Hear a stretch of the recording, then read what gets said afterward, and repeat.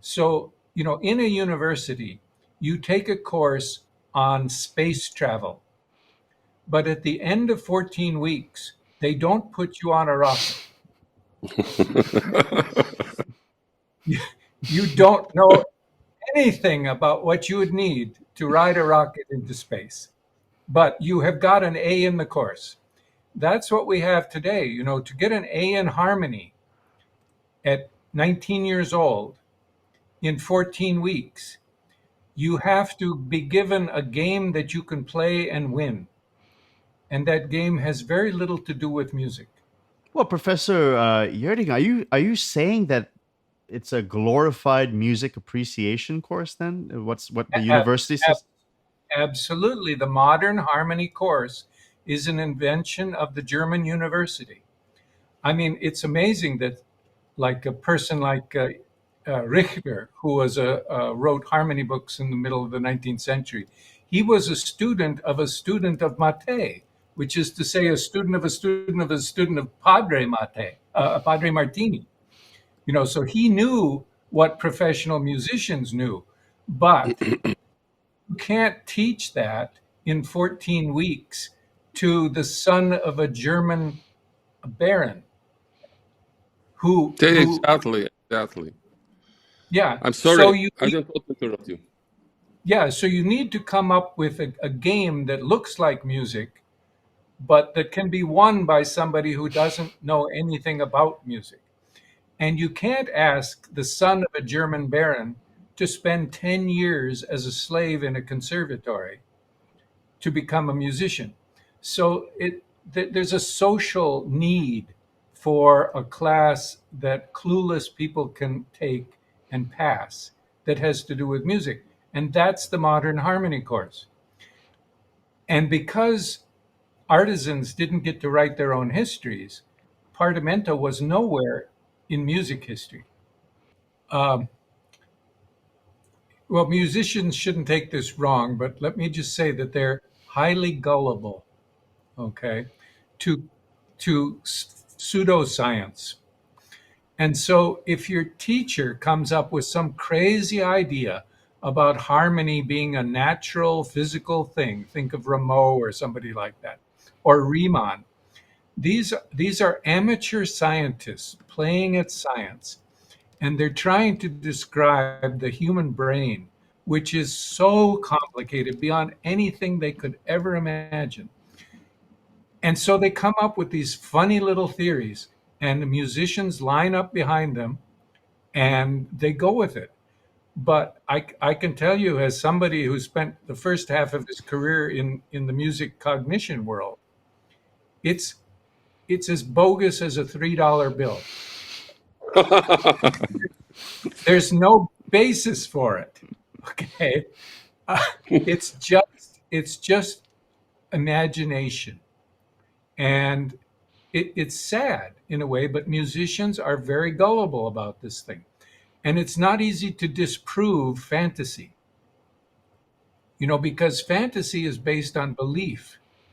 And if musicians believe that a flat seven in the scale is because of the seventh overtone or something like that, you cannot change their mind. They believe it, and they'll believe it until the last breath that they draw.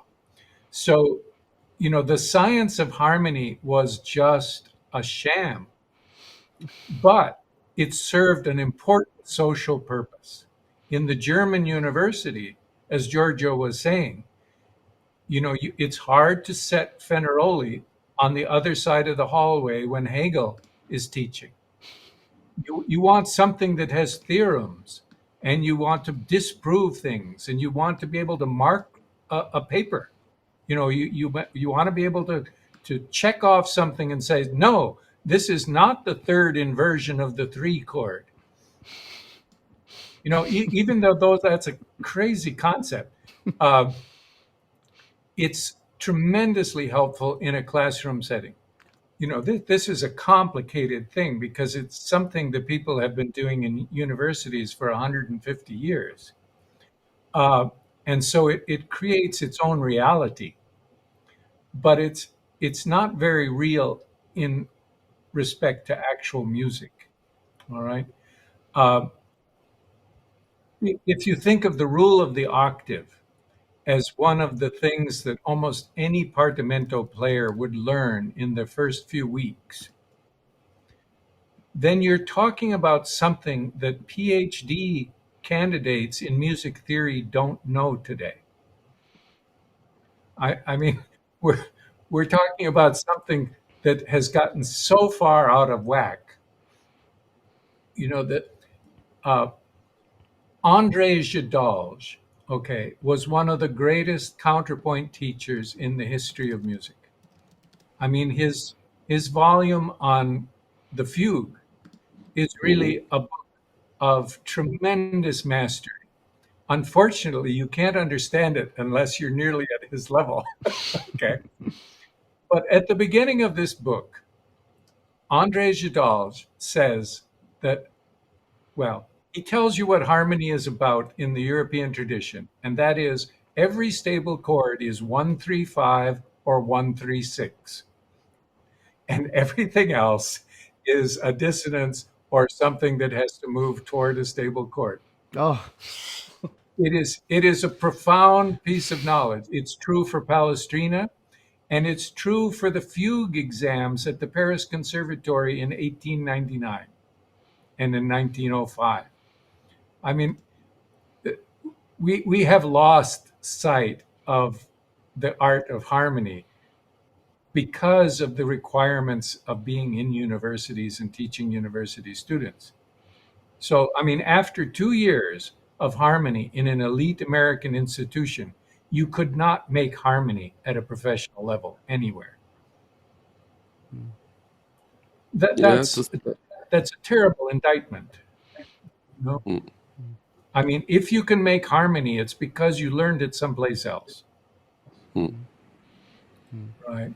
So, I think we just have to give up and start over. And I shouldn't say that musicians are alone in this. This is true also for any of the arts in a university. Teaching dance or painting or writing, anything like that. These are really artisanal uh, worlds of knowledge where you're dealing with a material and how to shape the material and how to tell stories. And the university system is not well designed to teach it or to reward it.